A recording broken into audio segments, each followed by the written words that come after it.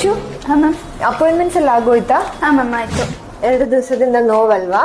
ಬನ್ನಿ root canal ಮಾಡೋಣ.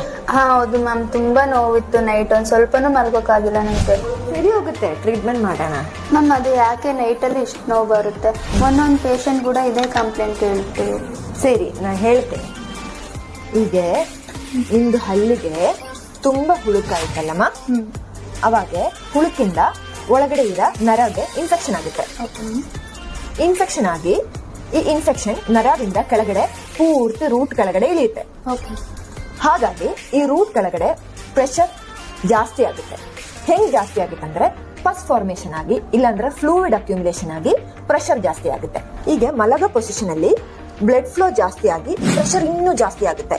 ಅವಾಗ ಪ್ರೆಷರ್ ಕುಕ್ಕರ್ ತರ ಒಳಗಡೆ ಕುದೀತಾ ಇರುತ್ತೆ. ನಾವೇನ್ ಮಾಡ್ಬೇಕಂದ್ರೆ ಈ ಪ್ರೆಷರ್ ಕಮ್ಮಿ ಮಾಡಕ್ಕೆ ನಾವು ರೂಟ್ ಕೆನಾಲ್ ಟ್ರೀಟ್ಮೆಂಟ್ ಮಾಡಿ ಈ ಫ್ಲೂಯಿಡ್ ಹೊರಗಡೆ ಡ್ರೈನ್ ಮಾಡಬೇಕು.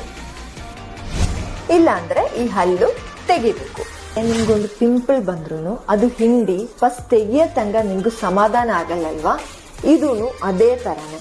ಈ ಪಸ್ಸು ಇಲ್ಲಾಂದ್ರೆ ಫ್ಲೂಯಿಡ್ ಡ್ರೈನ್ ಆಗದ ತಕ್ಷಣ ಪೇಷಂಟ್ಗೆ ರಿಲೀಫ್ ಇಮಿಡಿಯೇಟ್ಲಿ ಸಿಗುತ್ತೆ. ಈಗ ಅರ್ಥ ಆಯ್ತಾ? ಅರ್ಥ ಆಯ್ತು. ಇವತ್ತು ಮಲಗಬೇಕಾ ಬೇಡವಾ? ಮಲಗಬೇಕು. ಹಂಗಾದ್ರೆ ಬನ್ನಿ ಬೇಗ ರೂಟ್ ಕೆನಾಲ್ ಸ್ಟಾರ್ಟ್ ಮಾಡೋಣ. ಓಕೆ.